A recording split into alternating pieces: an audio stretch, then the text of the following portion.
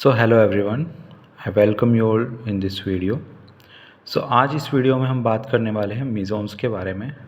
तो अगर आपने इस वीडियो को स्टार्ट किया है तो I recommend you to watch this video till end. अगर आप इसे लास्ट तक देखेंगे तो आई कैन गारंटी यू आपको मीज़ोन्स के बारे में कोई भी डाउट नहीं रहने वाला है आज के बाद। Okay, so first of all,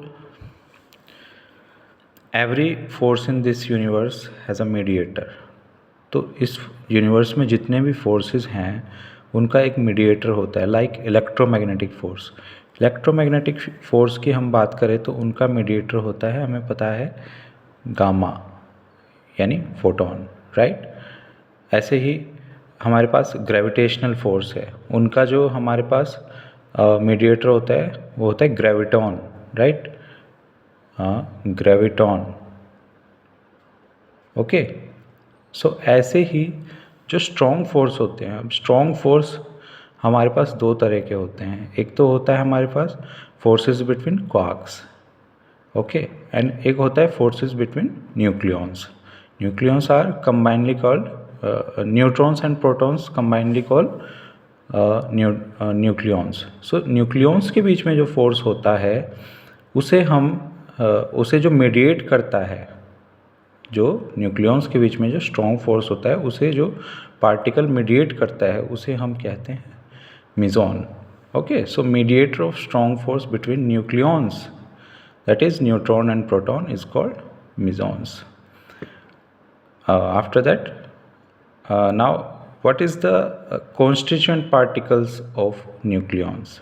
ठीक है, तो nucleon mesons, what is the constituent particle of mesons?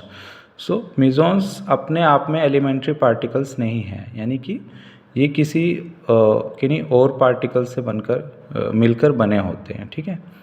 तो mesons are made up of a quark and an anti quark. तो mesons एक क्वार्क और एक एंटी क्वार्क से मिलकर बने होते हैं।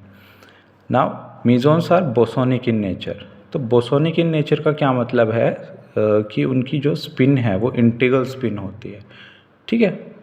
तो ये इतनी थ्योरी अगर याद रख लेंगे आप mesons के बारे में, that is enough. Okay, after that कौन कौन से mesons होते हैं हमारे पास, ठीक है। तो हमारे पास K plus K0, so these are mainly kaons. So kaons हमारे पास 4 होते हैं, K plus K0, then K0 bar and K minus. Okay, then हमारे पास 3 पायॉन्स होते हैं, pi plus, pi zero and pi negative.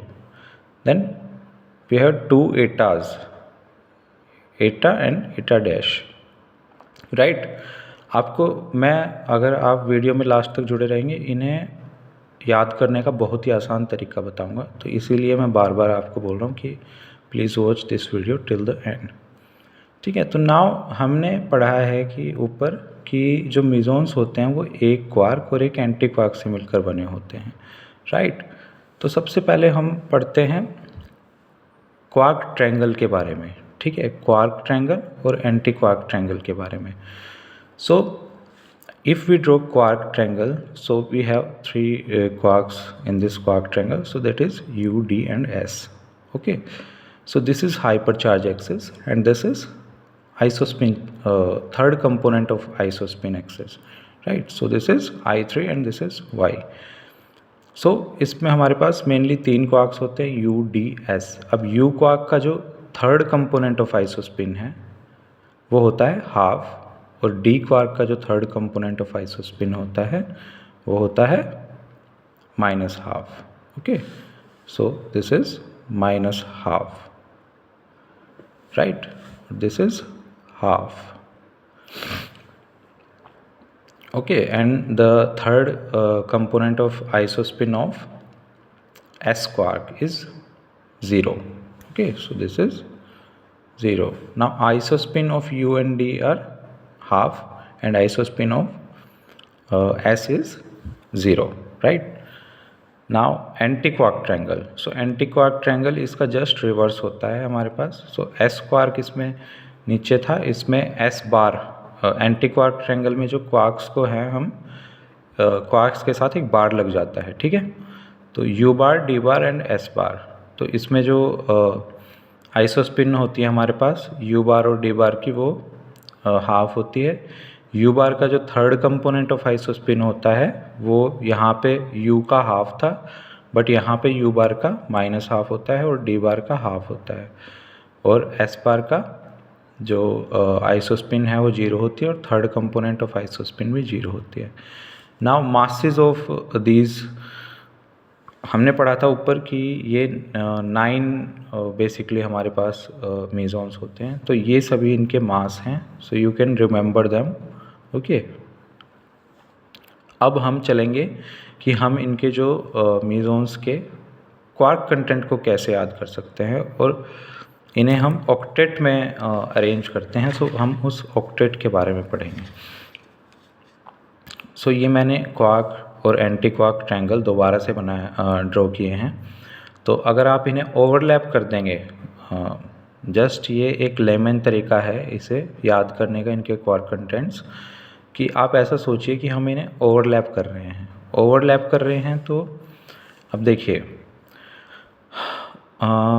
ये जो ऑक्टेट है हमारे पास, इसे हम मेसॉन ऑक्टेट बोलते हैं। तो इसमें जितने भी हमारे पास मेसॉन्स हैं उनकी जो स्पिन है वो 0 है और they have negative parity, means they have odd parity.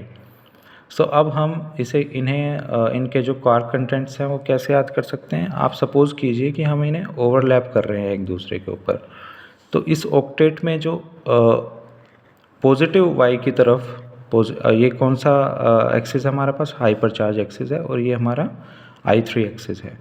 तो इसमें पॉजिटिव वाई की तरफ जितने भी मेसॉन्स आएंगे उसमें देखिए, क्योंकि हमारे पास ऊपर की तरफ U, D और S बार है, तो ये चीज़ क्लियर है कि ऊपर U, D और S बार, ये 3 क्वार्क्स आएंगे। जो क्वार्क्स ऑक्टेट में ऊपर की तरफ होंगे उनके क्वार्क कंटेंट में U, D और S बार आएगा।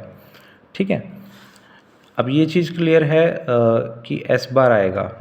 ठीक है, और हमें मान लीजिए K प्लस का जो है क्या चाहिए, क्वार्क कंटेंट चाहिए। तो S बार के लिए हमारा जो चार्ज होता है वो 1/3 होता है। ठीक है, तो अगर हमें पॉजिटिव चार्ज चाहिए यहाँ पे, तो हमें कैसे आ सकता है वो पॉजिटिव चार्ज, जब हम 1/3 में 2/3 ऐड कर दें। अब 2/3 चार्ज किसका होता है हमारे पास, U का। तो यहाँ से हम इजीली प्रेडिक्ट कर सकते हैं कि K प्लस का जो क्वार्क कंटेंट होगा वो US बार होगा। सिमिलरली K0, अब K0 पे चार्ज 0 है।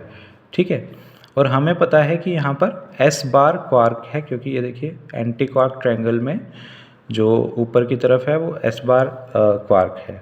ठीक है, तो अब S बार क्वार्क ऊपर है, तो इसका जो चार्ज होता है S बार का, वो हमने अभी पढ़ा है ऊपर कितना होता है, -1/3। तो इसके साथ -1/3 के साथ हम क्या ले कि जो ओवरऑल चार्ज है हमारे पास 0 हो जाए। तो हमें पता है D के पास, D का जो चार्ज होता है वो -1/3 होता है, तो वहाँ से 1/3 प्लस 1/3 और -1/3 कितना हो गया, 0। राइट, अब बारी आती है हमारे पास, देखिए ये जो K प्लस और K0 होते हैं ये एक डबलेट फॉर्म करते हैं हमारे पास, और पायोन्स क्योंकि 3 होते हैं तो ये इट्स ट्रिपलेट। ओके, सो यहाँ से जो K प्लस और K0 की जो आइसोस्पिन है वो कितनी हो जाएगी, because they are forming doublet, so I is half, और S यहाँ पर 1 है क्योंकि एक S, what is S, S is strangeness. So S यहाँ पर 1 क्यों है, क्योंकि दोनों में एक S बार क्वार्क है।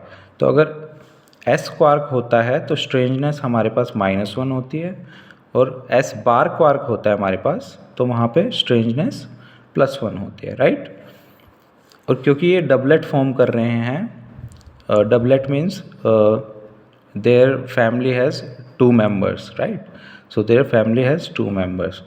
सो डबलेट फॉर्म कर रहे हैं तो हमारे पास 2i + 1 जो है वो 2 हो गया, क्योंकि 2 मेंबर्स हैं इनकी फैमिली में। ठीक है, K प्लस और K0, तो यहाँ से हमारे पास I कितना आ जाएगा, हाफ।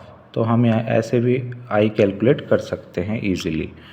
नाउ पायोन्स हमारे पास कितने हैं, 3 हैं, तो यानी कि पायोन्स की फैमिली में कितने मेंबर्स हैं, 3 मेंबर्स हैं, तो 3 is equal to 2i plus 1। तो यहाँ से i हमारे पास आ जाएगा 1। तो ये जो हमारे पास पायोन्स होते हैं इनकी स्ट्रेंजनेस 0 होती है क्योंकि इनके पास कोई भी स्ट्रेंज क्वार्क नहीं है, ठीक है। तो इनकी s इज इक्वल टू 0 और i is equal to 1, right. अब मान लीजिए हमें पाई नेगेटिव का क्वार्क कंटेंट फाइंड करना है। तो क्वार्क कंटेंट फाइंड करना है, आप ये चीज़ याद रखिए कि पायोन्स आर नॉट स्ट्रेंज। पायोन्स जो है हमारे पास स्ट्रेंज पार्टिकल्स नहीं होते हैं।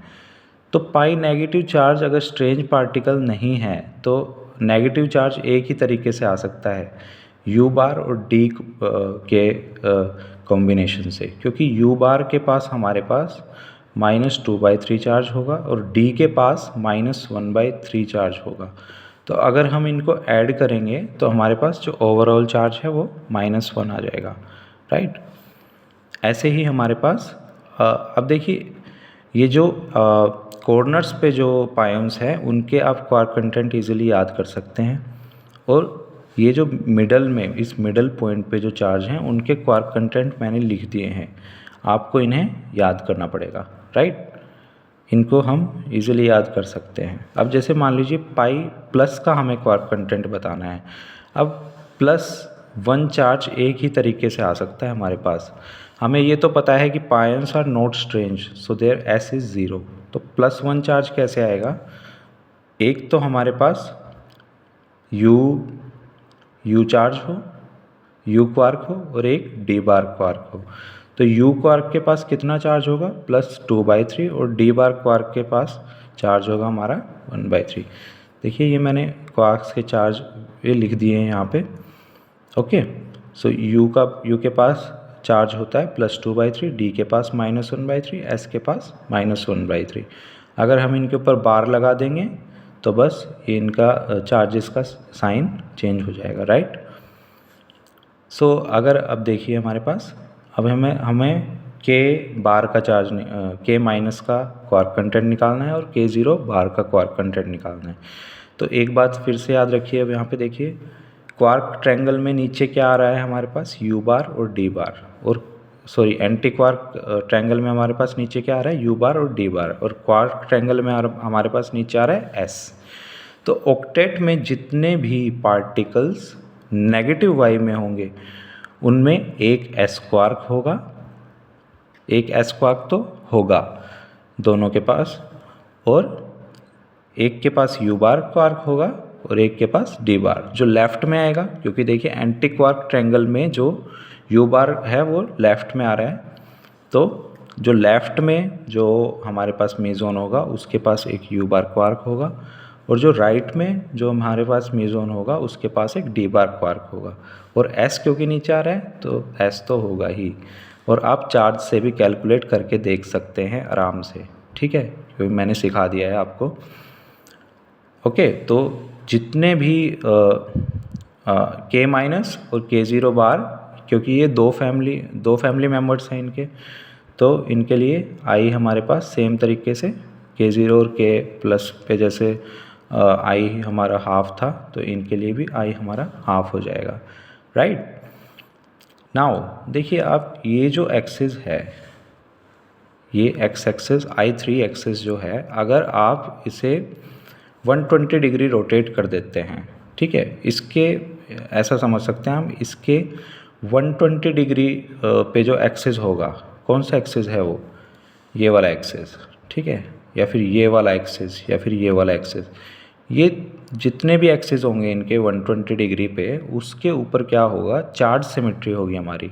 चार्ज सिमेट्री का मतलब है कि इस एक्सिस के अलोंग जितने भी हमारे पास मेजोन्स हैं उनका चार्ज सेम होगा। लाइक यू कैन सी कि ये जो दो मेजोन्स हैं इनके पास +1 चार्जेस है, ये जो 5 मेजोन्स हैं हमारे पास इनके पास 0 चार्ज है, ओके, यानी कि दे आर न्यूट्रल। एंड ये जो हमारे पास मेजोन्स हैं इनके पास -1 चार्ज है।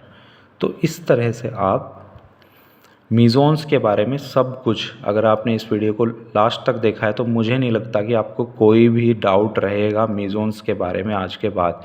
If you have any doubt after watching this video, you can tell me in the comment section. I will resolve your query. Thank you. And if you are new to this channel, I request you to please subscribe to our channel, जिससे हमें motivation मिलेगा ऐसी और भी video आगे बनाने का। So thank you so much.